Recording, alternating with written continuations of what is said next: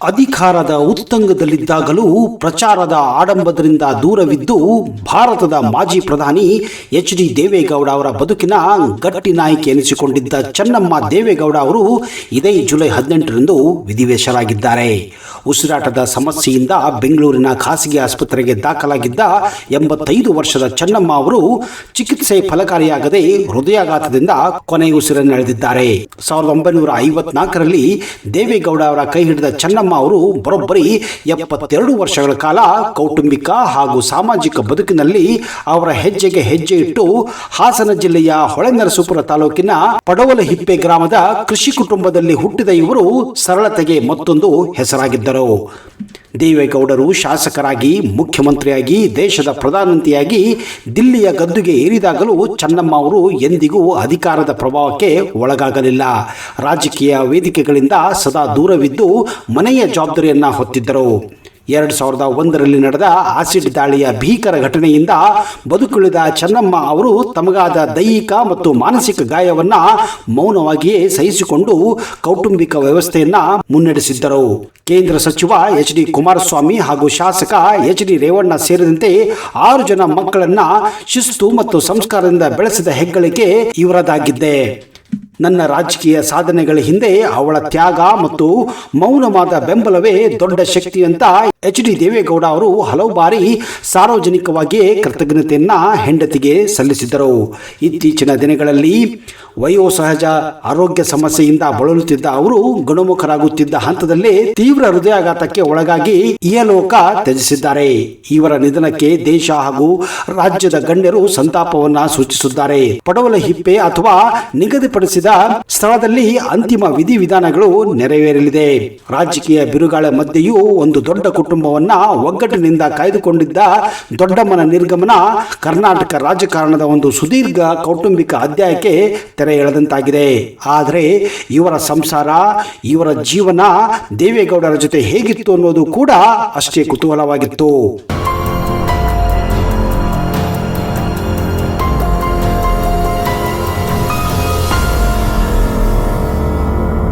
ಸಮಾಜದ ಎಲ್ಲ ವರ್ಗಗಳ ಜನರ ಅಹವಾಲುಗಳನ್ನು ಸಮಾಧಾನ ಚಿತ್ತದಿಂದ ಆಲಿಸಿ ಪರಿಹಾರ ನೀಡುವ ಯತ್ನಿಸುವ ತಮ್ಮ ಗುಣದಿಂದಲೇ ದೇವೇಗೌಡರು ಮಣ್ಣಿನ ಮಗ ಎಂದು ಹೆಸರುವಾಸಿಯಾಗಿದ್ದಾರೆ.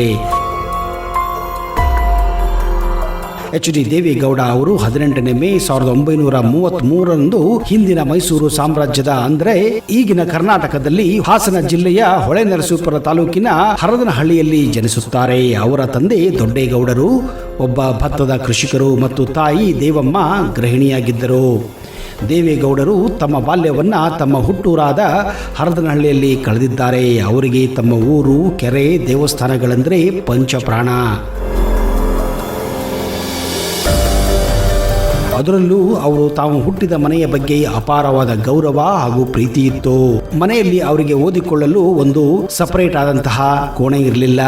ದನದ ಕೊಟ್ಟಿಗೆಯಲ್ಲಿ ಅವರು ತಮ್ಮ ಅಧ್ಯಯನವನ್ನ ಮಾಡುತ್ತಿದ್ದರು. ಇದೇ ಕಾರಣ ಶಾಲೆಯಲ್ಲಿ ಇದ್ದಾಗಲೇ ಅವರಿಗೆ ಚಿಕ್ಕದೊಂದು ಕೋಣೆಯನ್ನ ದನದ ಕೊಟ್ಟಿಗೆಯಲ್ಲಿ ಕಟ್ಟಿಕೊಳ್ಳುತ್ತಾರೆ. ತಾವೇ ನಿರ್ಮಾಣ ಮಾಡಿ ಆ ಕೊಠಡಿಯಲ್ಲಿಯೇ ತಮ್ಮ ಶಾಲೆಯ ವಿದ್ಯಾಭ್ಯಾಸವನ್ನ ಮಾಡುತ್ತಾರೆ.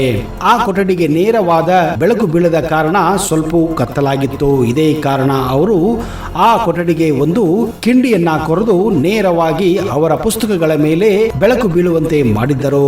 ಆಗಿನ ಸಮಯದಲ್ಲಿ ಅವರಿಗೆ ಇಂಜಿನಿಯರಿಂಗ್ ಬುದ್ಧಿ ಕೂಡ ಇತ್ತು ಅನ್ನೋದಕ್ಕೆ ಈ ಒಂದು ಘಟನೆ ಸಾಕ್ಷಿಯಾಗುತ್ತದೆ.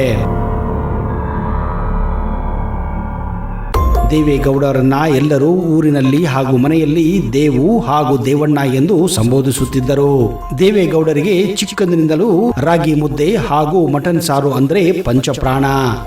ದೇವೇಗೌಡರು 1950ರ ದಶಕದ ಆರಂಭದಲ್ಲಿ ಹಾಸನದ LV ಪಾಲಿಟೆಕ್ನಿಕ್ನಿಂದ ಸಿವಿಲ್ ಇಂಜಿನಿಯರಿಂಗ್ ಡಿಪ್ಲೊಮಾ ಪಡೆಯುತ್ತಾರೆ. ವಿದ್ಯಾರ್ಥಿ ಜೀವನದಲ್ಲಿ ಅವರು ಸ್ವಾತಂತ್ರ್ಯ ಚಳವಳಿಯಲ್ಲಿ ಧುಮುಕುತ್ತಾರೆ. ಗೌಡರು 1953ರಲ್ಲಿ ಭಾರತೀಯ ರಾಷ್ಟ್ರೀಯ ಕಾಂಗ್ರೆಸ್ ಪಕ್ಷವನ್ನು ಸೇರುತ್ತಾರೆ ಮತ್ತು 1962ರವರೆಗೆ ಸದಸ್ಯರು ಕೂಡ ಆಗಿದ್ದರು.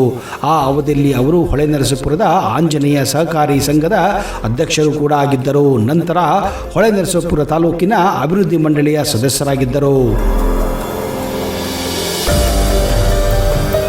ಅವರು 1954ರಲ್ಲಿ ಚೆನ್ನಮ್ಮ ಅವರನ್ನ ವಿವಾಹ ಆಗುತ್ತಾರೆ. ಅವರಿಗೆ 6 ಜನ ಮಕ್ಕಳಿದ್ದಾರೆ. ರಾಜಕಾರಣಿಗಳಾದ HD ರೇವಣ್ಣ ಮತ್ತು ಕರ್ನಾಟಕದ ಮಾಜಿ ಮುಖ್ಯಮಂತ್ರಿ HD ಕುಮಾರಸ್ವಾಮಿ ಸೇರಿದಂತೆ 4 ಪುತ್ರರು ಮತ್ತು 2 ಪುತ್ರಿಯರಿದ್ದಾರೆ. 1962ರಲ್ಲಿ ಅವರಿಗೆ ಕಾಂಗ್ರೆಸ್ ಟಿಕೆಟ್ ಸಿಗದ ಕಾರಣ ಗೌಡರು ಸ್ವತಂತ್ರ ಅಭ್ಯರ್ಥಿಯಾಗಿ ಹೊಳೆನರಸೀಪುರ ಕ್ಷೇತ್ರದಿಂದ ಕರ್ನಾಟಕ ವಿಧಾನಸಭೆಗೆ ಆಯ್ಕೆಯಾಗುತ್ತಾರೆ. ನಂತರ ಅವರು 1962ರಿಂದ 1989ರವರೆಗೆ ಸತತ 6 ಬಾರಿ ಇದೇ ಕ್ಷೇತ್ರದಿಂದ ವಿಧಾನಸಭೆಗೆ ಆಯ್ಕೆಯಾಗಿದ್ದರು.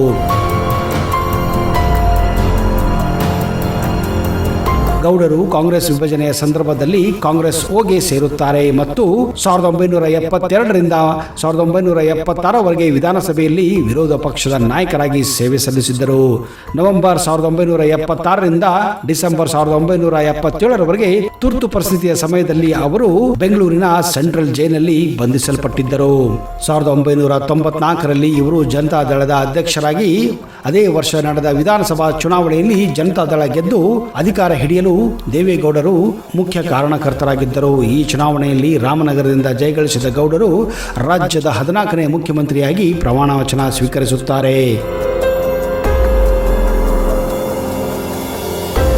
ಸ್ನೇಹಿತರೆ, ಈಗ ಮಾಜಿ ಪ್ರಧಾನಿಗಳು ಬೆಂಗಳೂರಿನ ಪದ್ಮನಾಭ ನಗರದಲ್ಲಿ ವಾಸವಾಗಿದ್ದಾರೆ. ದೇವೇಗೌಡರ ಸಹಿ ಅಥವಾ ಆಟೋಗ್ರಾಫ್ ನೋಡದೆ ಇರುವವರು ಈ ಒಂದು ಚಿತ್ರವನ್ನು ನೋಡಿ. ಇದು ದೇವೇಗೌಡರ ಸಹಿ ಅಥವಾ ಆಟೋಗ್ರಾಫ್ ಆಗಿದೆ. ಸ್ನೇಹಿತರೆ, ಭಾರತ ಕಂಡ ಒಬ್ಬ ಅತ್ಯುತ್ತಮ ರಾಜಕಾರಣಿ, ಮಣ್ಣಿನ ಮಗ ಹಾಗೂ ಕರ್ನಾಟಕವನ್ನು ಪ್ರತಿನಿಧಿಸಿದ ಕೇವಲ ಒಬ್ಬರೇ ಪ್ರಧಾನಮಂತ್ರಿಗಳು, ಅವರು ನಮ್ಮ ದೇವೇಗೌಡರಾಗಿದ್ದಾರೆ. ಒಂದೇ ಕಂತಿನಲ್ಲಿ ಗೌಡರ ಬಗ್ಗೆ ಹೇಳಲು ಸಾಧ್ಯವಿಲ್ಲ. ಇನ್ನಷ್ಟು ಅಚ್ಚರಿಯ ಮಾಹಿತಿಗಳನ್ನು ಮುಂದಿನ ಸಂಚಿಕೆಯಲ್ಲಿ ಮತ್ತಷ್ಟು ತರುತ್ತೇನೆ. ಅಲ್ಲಿಯವರೆಗೆ ಜೈ ಹಿಂದ್, ಜೈ ಕರ್ನಾಟಕ. ನಿಮಗೆಲ್ಲ ಶುಭವಾಗಲಿ.